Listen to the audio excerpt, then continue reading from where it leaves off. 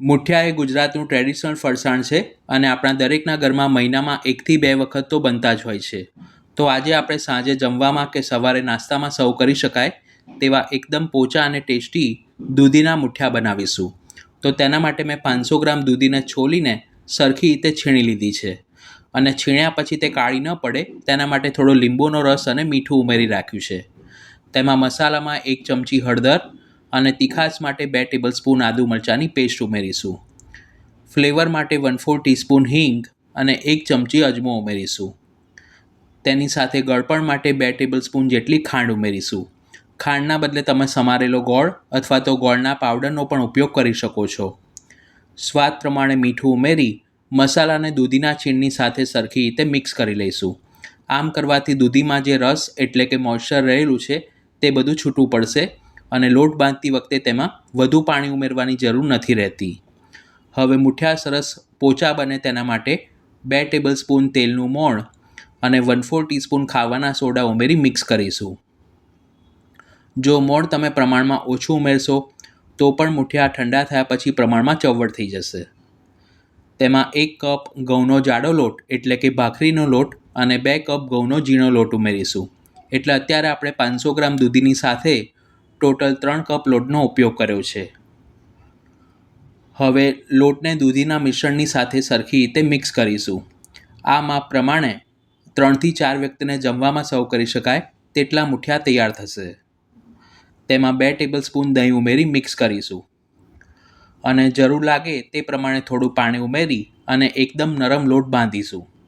ઘણા લોકો મુઠિયાનો લોટ પ્રમાણમાં કઠણ બાંધે છે, જેનાથી વઘાર્યા પછી મુઠિયા ઠંડા થાય એટલે એકદમ ડ્રાય અથવા તો કડક થઈ જાય છે.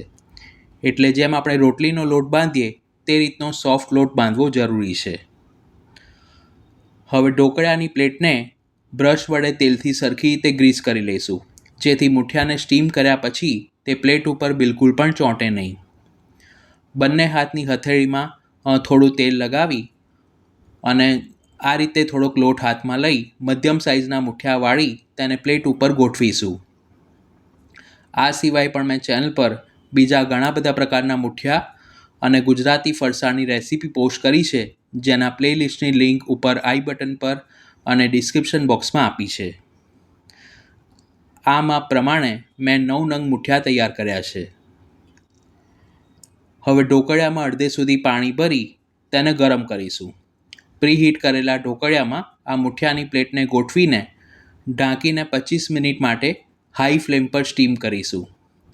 25 મિનિટ પછી મુઠિયા થઈ ગયા છે કે નહીં તે ચેક કરવા માટે તેના ઉપર ટૂથપીક કે ચપ્પુ લગાવી જોવું. જો તે સાફ બહાર આવે તો સમજવું કે મુઠિયા બિલકુલ કાચા નથી રહ્યા. ઢોકળિયાની પ્લેટને આપણે તેલથી ગ્રીસ કરી હતી, જેથી મુઠિયા તેના ઉપર બિલકુલ ચોંટ્યા નથી. આ રીતે બધા મુઠિયાને થોડા અલગ કરી તે ઠંડા થાય તેના માટે ગેસ બંધ કરીને તેના ઉપર નેપકિન અથવા તો કિચન ટોવેલ ઢાંકીને 15 થી 20 મિનિટ માટે સરખા ઠંડા થવા દઈશું. જો ગરમ મુઠિયા હશે અને તમે તેને સમારવા જશો તો તેનો ભૂકો થઈ જશે. આ રીતે મુઠિયા રૂમ ટેમ્પરેચર પર ઠંડા થાય પછી તેના એક સરખા ગોળ પીસ કરીશું. જે લોકો હેલ્થ કોન્શિયસ હોય અથવા તો ઓછું તેલ ખાવાનું પસંદ કરતા હોય તેઓ આ રીતે સ્ટીમ કરેલા મુઠિયાને ગ્રીન ચટણી અથવા તો મસાલા દહીં સાથે સર્વ કરી શકે છે. એટલે કે તેને વઘાર્યા વગર ખાઓ તો પણ તે ખૂબ જ ટેસ્ટી લાગે છે. મુઠિયાનું ટેક્સચર તમને બતાવું તો અંદરથી એકદમ તે જાળીદાર અને સોફ્ટ બન્યા છે. આ રીતે વારાફરતી બધા જ મુઠિયાને સમારી લીધા પછી તેને વઘારવા માટે એક મોટી કડાઈમાં મેં 3 ટેબલસ્પૂન અથવા તો 50 ml જેટલું શીંગ તેલ ગરમ કરવા માટે મૂક્યું છે. કોઈપણ ફરસાણ બનાવતી વખતે શીંગ તેલનો ઉપયોગ કરવામાં આવે તો તે વધુ સ્વાદિષ્ટ બને છે.